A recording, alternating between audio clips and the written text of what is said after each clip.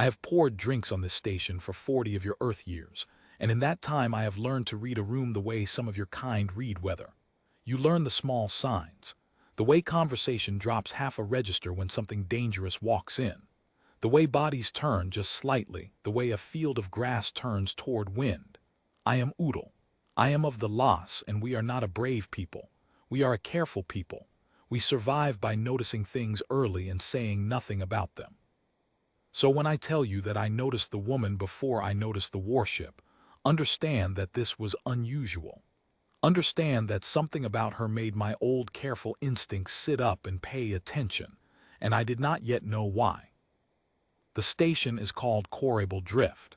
It sits in neutral space, in the dead middle of a corridor that nobody owns and everybody uses, which is to say it sits in the one place in the galaxy where 100 species have agreed, grudgingly, to leave their weapons holstered and their grudges parked at the airlock.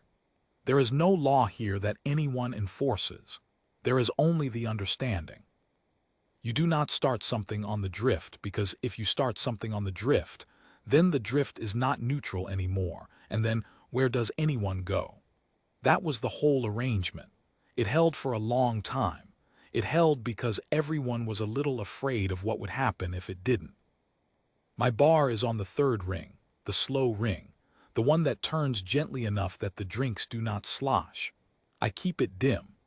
I keep the lights low and warm because half my customers come from worlds where bright light is an insult, and the other half come from worlds where bright light reminds them of interrogation rooms, and I would rather not know which is which. I serve 40 kinds of liquid, only 6 of which are safe for your species, and I keep them clearly marked, because the last time I did not, a man from one of your colony ships drank something meant for a Thren and spent the night convinced his hands belonged to someone else. He tipped well, though. Your people usually do when you are frightened and trying to seem fine. I tell you all this so you understand the kind of place it was. Quiet. Tense in the way a held breath is tense. The kind of quiet that has a price tag on it and everybody knows the price, and everybody pays it without complaint because the alternative is worse. The night this happened, it was full but not crowded. There were Tsarian merchants in the corner booth, the ones with the long necks and the talent for lying, counting something on their fingers and pretending not to argue. There was a table of Corv haulers near the door, big slab-shouldered men who came in every cycle, drank the same green thing, and left without a word. There was an old Selemni navigator at the end of my bar who had been nursing the same drink for 3 hours and crying very quietly to himself, which is a thing Selemni do, and you learn not to ask. And there was the woman. She had come in maybe an hour before. Human. Smaller than most of your fighting types, with the kind of build that comes from real work rather than the gym you build muscle in for show. Brown skin, hair pulled back hard, a scar on her jaw that had healed badly, the way wounds heal when you cannot afford to stop moving while they close. She wore a flight jacket so old the patches had been sewn over other patches. She drank one of my safe ambers slowly, and she watched the door. Not nervously. That is the thing I noticed. People who watch the door are usually afraid of who might come through it. She watched the door the way you watch a kettle, like she was waiting for it to be ready. I asked her name once early out of habit. She said, "You can call me Crane." Not a first name, not a story, just a thing to call her. I have learned that the people who give you the least are usually the ones carrying the most, so I let it go and I poured her another and I went back to my work. What I did not know then, and what I learned later in pieces, the way you learn the truth of any night that goes wrong, was that the warship had been hanging in the dark off the drift's blind side for 2 full cycles. A Kessonite cruiser. If you do not know the Kessonites, count yourself lucky. They are an old power, a hard power, the kind of empire that has been collapsing slowly for so long that it has forgotten it is collapsing and simply believes it is being tested. They are proud the way a thing is proud right before it falls. And they had decided, for reasons that had nothing to do with anyone in my bar, that Corable Drift was going to belong to them. The man who came to take it was named Vrod. Commander Vrod of the Dominion's 7th Expeditionary Fleet. I will describe him because the way a thing looks tells you how it wants to be seen, and the way Vrod wanted to be seen was as inevitable. He was tall, taller than the Corv, with the gray banded hide of his kind and the bone ridges over the eyes that the Kessonites file and polish so they catch the light. He wore the dark plate of a fleet officer, and it was not ceremonial. It was scarred. It had been used. He moved through my doorway and the temperature of the room dropped. Not really, but in the way that matters, and the conversation died, and even the old Selimni stopped crying, which I had begun to think was impossible. He had 4 soldiers with him. They fanned out the way trained soldiers do, finding the corners, finding the lines of sight, and one of them put his back to my bar without asking, which I did not like, but I am Las, and we do not say what we do not like. Vrod walked to the center of my floor and he stood there, and he let the silence do its work for a moment, because he understood silence the way I understand it. And then he spoke, and his voice was the kind that does not need to be loud. "This station," he said, "is now under the administration of the Kessonite Dominion. You will continue your business. You will not be harmed if you do not interfere. At the next docking cycle, a Dominion magistrate will arrive to formalize the transfer. Until then, I am the authority here." He said it the way you would announce the weather. No threat in it, because to him it was not a threat, it was a fact, and facts do not need to threaten you. They simply are. Nobody moved. The Tsarian in the corner had gone very still. The Corv at the door were looking at the floor. This is the thing about the drift, you understand. The arrangement only worked because everyone agreed to it, and the Kessonites had just stopped agreeing, and the moment that happened there was nothing underneath any of us. We had all been standing on an agreement, and an agreement is only air. I remember thinking very clearly that this was the end of my bar, not in a violent way, in a worse way, in the way that things end when a larger thing simply decides they should. I had spent 40 years building something out of carefulness and warm light, and a man I had never met was going to take it because he could, and the polite, careful, surviving thing to do was to nod and pour his soldiers a drink and start learning to live smaller. And then the woman at my bar set down her glass. She did not slam it. That is important. People who tell this story later always say she slammed it because that makes a better picture, but I was there, I heard it, and she set it down gently, like she did not want to waste what was left in it. The small click of the glass on the wood was the loudest sound in the room. Then she stood up. She was not tall. Next to Vrod she was nothing, a child standing next to a wall. And she said something to me, quietly, almost like an afterthought, and I have thought about those words more times than I can count, because they were so ordinary and so completely without fear, that for a moment my old careful Las heart did not know what to do with them. She said, "Udal, hold my beer." And she slid the glass across the bar to me, and I caught it the way you catch something you are not ready for, and she turned around and walked toward the man who had just declared himself the owner of everything. I want to tell you that I knew then what she was. I did not.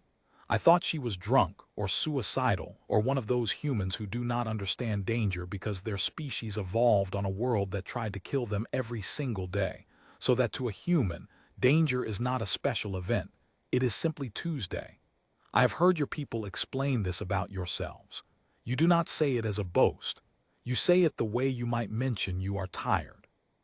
We came up hard, you say, and shrug, as if that explains the way you walk into things that would make any sensible species run. She walked up to Vrod and she stopped just outside arm's reach, which I noticed even then was a calculated distance, close enough to be talking, far enough to not be grabbed.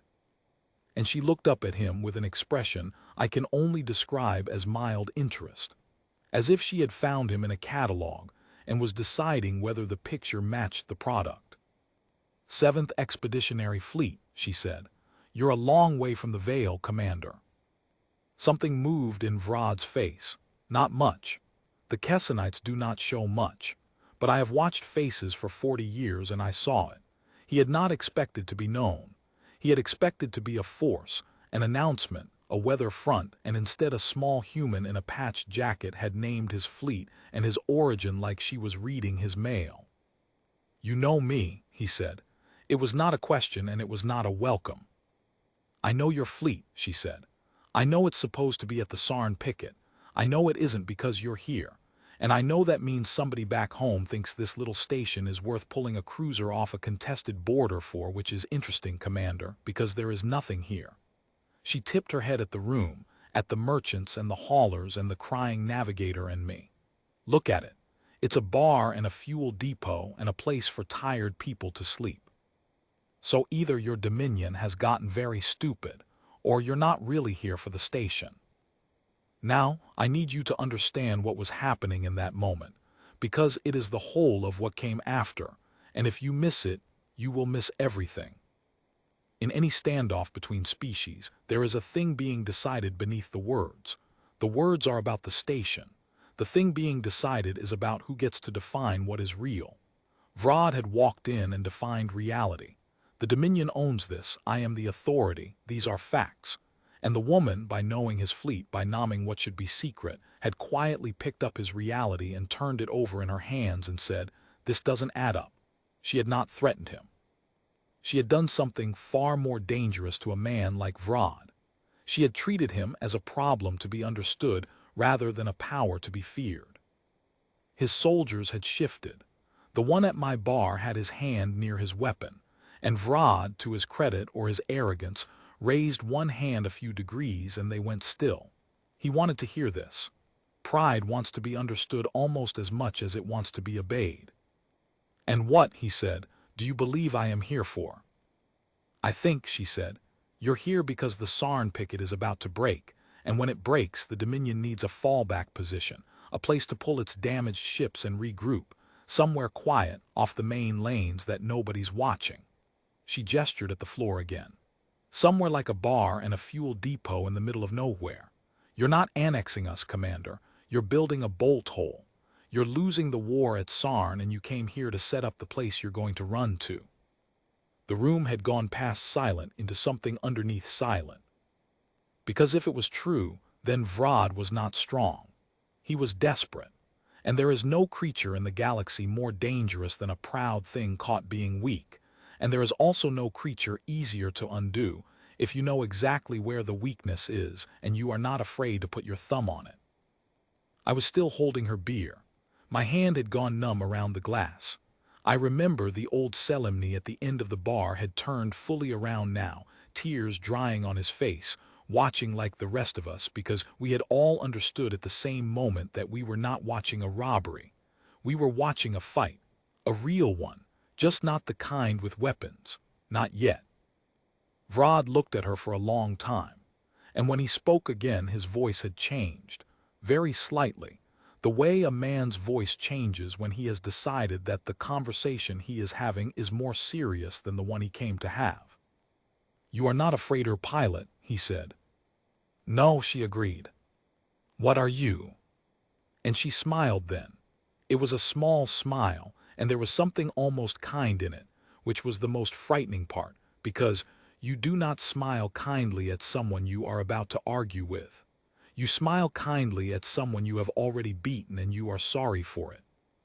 "I'm the person," she said, "who's been sitting in your bolt hole for 3 days, watching your cruiser sit in the dark, waiting to see if you'd really do it." She picked an invisible thread off her sleeve. "You really did it, huh? I owe somebody 20 credits."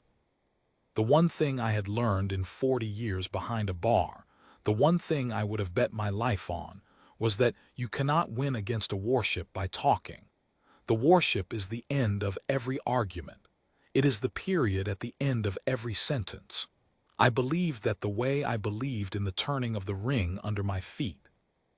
I was about to learn that I had been wrong, and that I had been wrong because I, like Vrod, had been thinking about the warship. And the woman at my bar had never, not once all night, been thinking about the warship at all. She had been thinking about something else entirely, and it had already happened. We just didn't know it yet. I should tell you about the 3 days first, because she told them to me later, in pieces, and you cannot understand the night unless you understand what was already finished before the night began. Crane had come in on a hauler, one of the slow ones that nobody checks, riding in the cargo manifest as a refrigeration technician, which she actually was, which is the thing about your people that the rest of us never learned in time. You hide your sharpest ones inside your most boring jobs. A refrigeration technician can go anywhere on a station. Nobody watches her. Nobody wonders why she is near the power couplings or the comm relays or the long-range array. She is just fixing the cold. So for 3 days she had been fixing the cold, and she had been doing one other thing, and the other thing was the only thing that mattered. She had been talking to the cruiser. Not to Vrod, not to the officers, to the crew.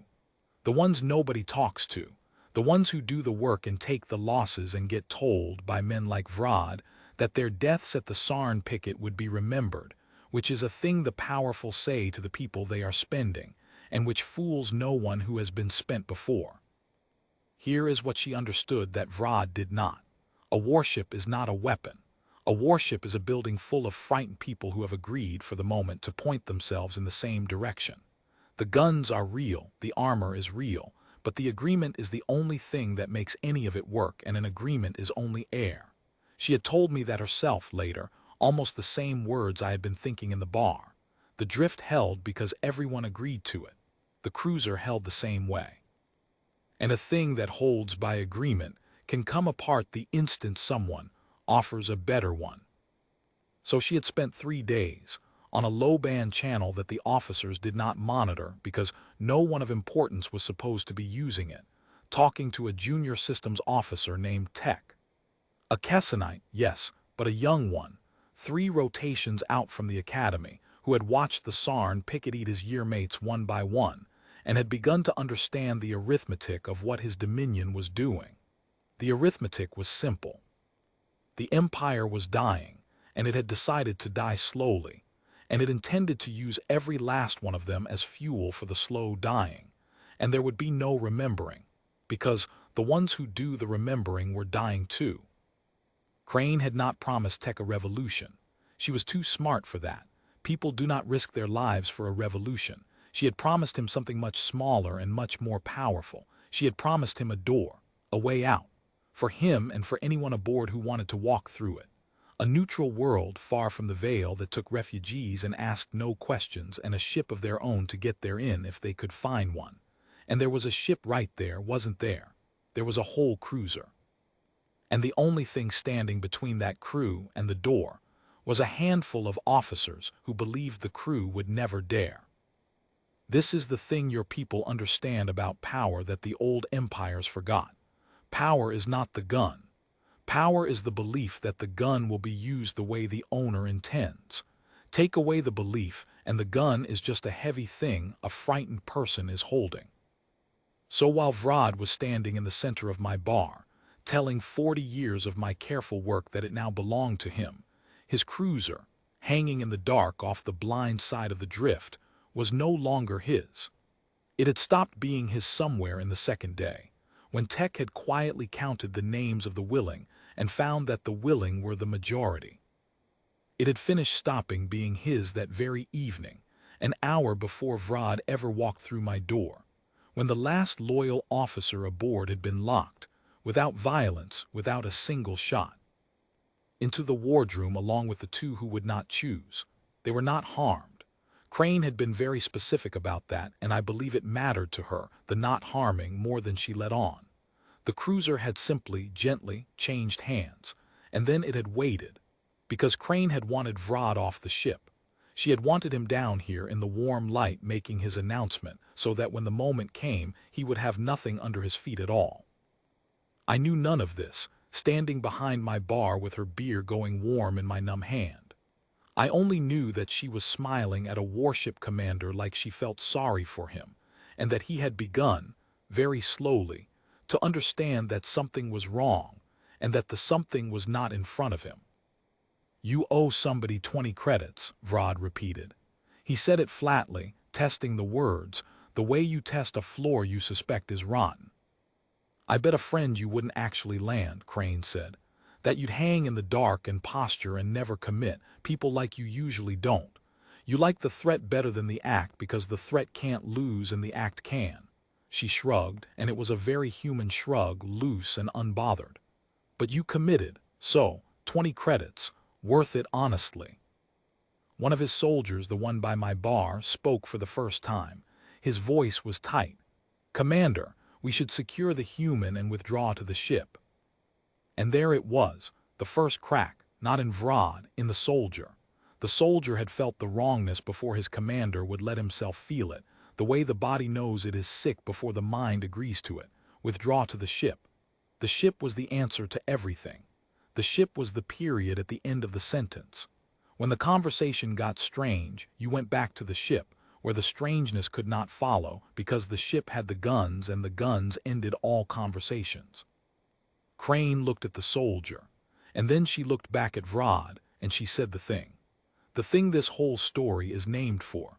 The thing I have repeated to every person who has ever sat at my bar and asked me why I keep one warm amber drink on the shelf that I never sell. She said, "Go ahead, call your ship."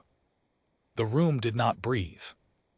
Vrod held her eyes for a long moment. He was not a stupid man.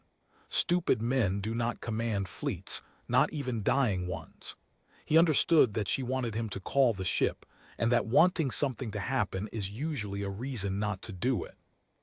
But he also understood that he could not do it, because his soldier had said it aloud, "Withdraw to the ship." And now every creature in that room was waiting to see whether the ship was still the answer to everything. And a commander who will not call his own ship in front of his own soldiers has already lost something he cannot get back. So he lifted his hand to the comm unit at his collar, and he keyed it, and he said, in the clipped formal speech of the Kessenite fleet, a string of authority codes and a command to stand by for immediate dust-off. And nothing answered. Not silence exactly, static, the low warm hush of an open channel with nobody on the other end choosing to speak. He keyed it again. He said his codes again, and his voice was the same, perfectly level, because he was a disciplined man, but I have watched faces for 40 years, and the discipline was now a thing he was holding on top of something else, the way you hold a lid on a pot. The channel stayed open, and then someone spoke on it, but it was not the bridge officer who should have spoken. It was a young voice, a Kessenite voice, and it was not afraid, which was the most terrible part, because a frightened voice would have meant the situation was still about fear, and this voice had moved past fear into the calm place on the other side of a decision already made. "Commander Vrod," the young voice said, "this is Systems Officer Tech. The crew has voted. We are not going to Sarn. We are not building a bolt hole. We are going home or somewhere like home, and you are not coming with us. Your officers are unharmed and will be released on the neutral world. The ship is leaving in 4 minutes. I am sorry, Commander. I am not sorry enough to wait." And the channel closed. I have tried many times to describe what happened to Vrod's face in that moment, and I have never gotten it right, because there is no word in your language or mine for the specific thing that happens to a powerful creature when it discovers, all at once and in front of witnesses, that its power was never a thing it had. It was a thing other people had agreed to let it hold, and they have stopped agreeing. And it is standing in a warm, dim bar full of merchants and haulers and a crying navigator and a lost bartender holding a woman's beer. And it is, suddenly, exactly as large as it actually is, which is one person alone, with 4 soldiers who are realizing the same thing he is. The soldier by my bar had gone very still. They all had.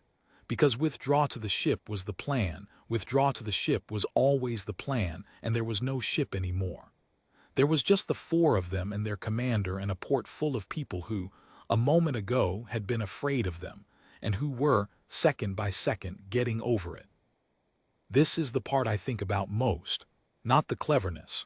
The cleverness is the kind of thing your people are always celebrated for, the trick, the gambit, the thing nobody saw coming. But it was not really about cleverness. It was about something underneath the cleverness, something I did not have a name for until that night. Crane had not pointed a gun at anyone. She had not raised her voice. She had walked up to the most dangerous thing in the room and treated it as a problem to be solved instead of a god to be obeyed. And the solving had been done days ago, gently, by giving frightened people a door.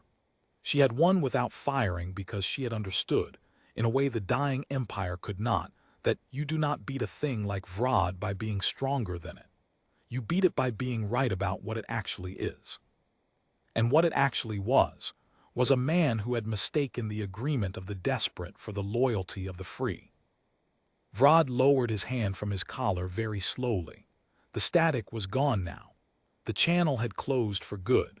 Somewhere out in the dark, off the blind side of the drift, a cruiser that was no longer his was lighting its engines and turning toward a horizon he would never see, carrying a crew who had decided, finally, to stop being fuel. He looked at Crane, and he asked her a question, and it was not the question of a commander. It was the question of a man. "Why," he said, "did you not simply take the ship and leave? Why come down here? Why face me at all?"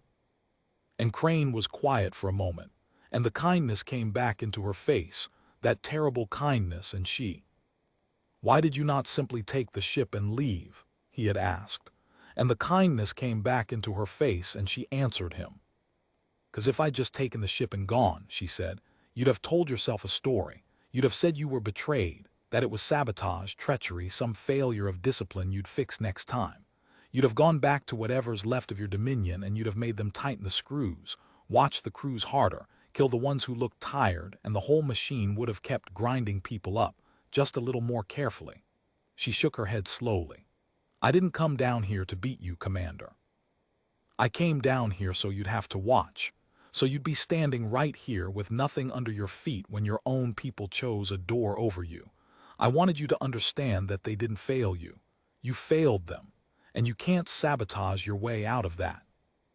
It was the cruelest thing I had ever heard one person say to another, and it was also, I think, the most honest, and somewhere in the space between those two things is where your species lives.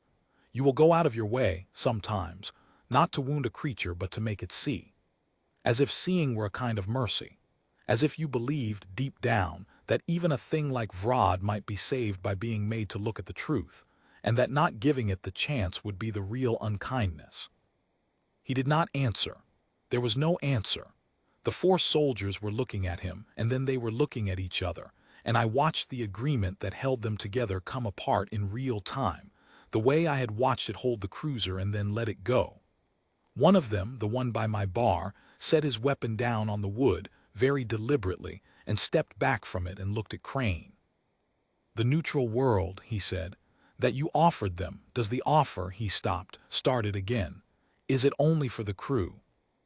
And Crane looked at this soldier, this hard-plated career fighter of a dying empire, asking in front of his commander whether there was a door for him too, and she said, simply, "It's for anyone who walks through it." 3 of the 4 put their weapons down. The 4th hesitated and looked at Vrod, and Vrod did not look back at him, and after a long moment the 4th one put his weapon down too, not out of fear. I want to be clear about that because it matters. They were not afraid.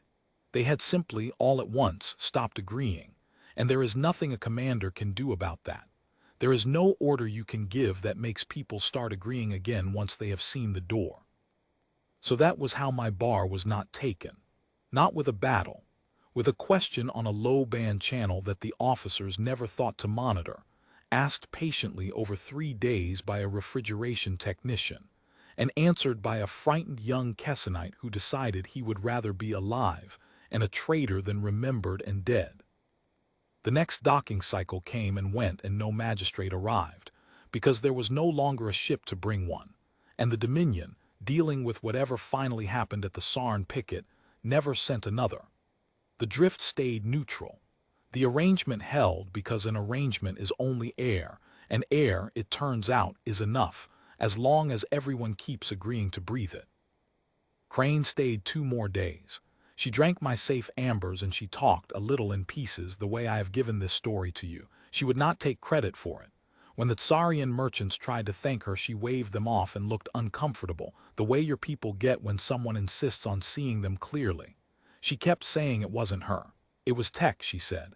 It was the crew. All I did was tell them there was somewhere to go. They're the ones who went. I have heard your kind do this many times since, deflect the weight of a brave thing onto the people you talked into being brave, and I no longer think it is false modesty. I think you genuinely believe it. I think you believe that the door is nothing and the walking through is everything, and that anyone can hold a door open, and so it does not count. Vrod left on a passing hauler alone. His soldiers did not go with him. They took Crane's door instead, all four of them to the neutral world, to start whatever a Kessenite starts when the empire he gave his life to turns out to have been spending him the whole time. I do not know what became of him. I like to think he is somewhere still, turning her words over in his hands, the way he turned over the reality she handed him. You failed them. I like to think it changed him, though I have lived too long to believe that often. On her last night, Crane settled her tab, which she insisted on paying, though I would have given her the bar itself, and she stood to go, and she stopped, and she looked at the warm amber drink still sitting where I had set it down that first night. The one I had been holding, the one I had never given back, because in all the noise of what came after, neither of us had thought of it, and it had sat there going flat and warm on my shelf for the better part of a week. She picked it up, she looked at it, and she smiled that small smile, and she did not drink it. She set it back down, gently, the same way she had set it down before she stood up to face a warship with a sentence. "Keep it," she said. "Somebody else might need to hand it to you someday." And then she was gone, out through the airlock and onto a slow hauler and into the dark, and I never saw her again. I still have the glass. I keep it on the high shelf behind the safe ambers, and I do not sell it, and I do not clean it, and I do not explain it to anyone who does not ask. But sometimes, late in a cycle, when the ring is turning slow and the light is low and warm, somebody comes in carrying something too heavy for one person, and they sit at my bar, and I see in them what I saw in her. That carefulness that is not fear, that way of watching the door like a kettle. And I think about handing it to them. The glass, I never do, but I think about it. Because here is the thing I learned, the thing I did not have a name for that night and have spent the rest of my long life trying to name. We are a careful people, the loss. We survive by noticing danger early and saying nothing. And for 40 years I believed that was wisdom. I believed the warship was the period at the end of every sentence, and that the only sane thing to do, when a large thing decides it wants what is yours, is to nod and pour it a drink and learn to live smaller. But she taught me that the large thing is not large. It is only borrowing its size from everyone who agrees to be afraid of it. And the moment one small person stops agreeing and turns around and hands her beer to the bartender and walks toward it, not with a weapon, but with the truth of what it actually is, the borrowing comes due. And the large thing finds out it was alone the whole time. She did not save my bar with courage. I have known many courageous fools. She saved it because she understood that the most dangerous thing in the galaxy is not a warship. It is a person who is not afraid to be right about you, out loud, while you still have time to do something about it. "Hold my beer," she said. And by the time she set it back down, the commander was already gone. He had been gone for days. He just hadn't found out yet. The rest of us are all gone too, eventually. The only question any of us ever really gets to answer is the one she answered without raising her voice. When the large thing walks in and tells you the air you are standing on belongs to it now, do you nod and pour it a drink and learn to live smaller? Or do you set down your glass, gently, so as not to waste what's left and stand up? I think about it every cycle. I keep the glass for the day I finally decide.